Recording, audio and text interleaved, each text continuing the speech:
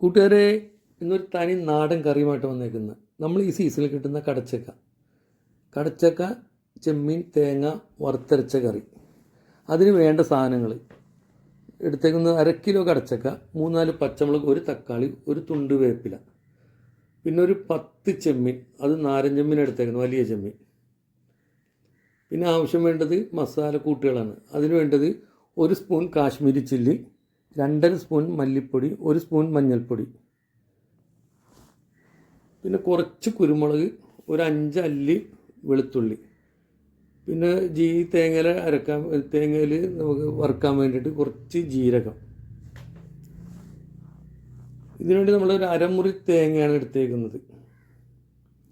ഈ അരമുറി തേങ്ങ ഒന്ന് ചൂടായി വരുമ്പോൾ ജീരകം ചേർത്ത് മസാലപ്പൊടിയൊക്കെ ഇട്ട് അധികം കരിയിക്കാതെ, കുറച്ച് വെളിച്ചെണ്ണ ഒഴിച്ചു കൊടുത്ത് അധികം കരിയിക്കാതെ വേണം എടുക്കാനുണ്ട്. കരിഞ്ഞു കഴിഞ്ഞാൽ ഇതിൻ്റെ കളറ് മാറും, ടേസ്റ്റിലും വ്യത്യാസം വരും. അപ്പോൾ ഇത് നന്നായി ചൂടായതിനു ശേഷം നമ്മളിത് എടുത്ത് മാറ്റിയതിനു ശേഷം ചട്ടിയിൽ കടച്ചക്കയും ചെമ്മീനും തക്കാളിയും പച്ചമുളകും വേവിക്കാൻ വെക്കണം. ഇത് വെന്ത് കഴിഞ്ഞിരുമ്പോൾ നമ്മൾ ഈ മാറ്റി വെച്ച തേങ്ങ മിക്സിയിലിട്ട് അടിച്ച് നല്ലോണം അടിച്ചിട്ട് ഇതിൽ ചേർത്ത് കൊടുക്കാം. നന്നായിട്ട് വെന്ത് വരുമ്പോൾ ഈ തേങ്ങയും കടച്ചക്കയായിട്ട് നല്ല ഇതൊക്കെ വരുമ്പോൾ നമുക്ക് താളിക്കാനുള്ള പണി നോക്കാം. താളിക്കാനായിട്ട് കടുക് പൊട്ടിയതിനു ശേഷം സവാള ഇട്ട് കൊടുത്ത് ഒരു തുണ്ട് വേപ്പില ഇട്ട് കൊടുത്ത് നന്നായിട്ട് അതും കരിയിക്കാതെ തന്നെ വേണം എടുക്കാനായിട്ട്. അതെടുത്ത് കഴിഞ്ഞ് നമുക്കിത് കറിയിലേക്ക് ഒഴിച്ച് കൊടുക്കാം. നല്ല രുചിയാണ്, എല്ലാവരും ട്രൈ ചെയ്യണം.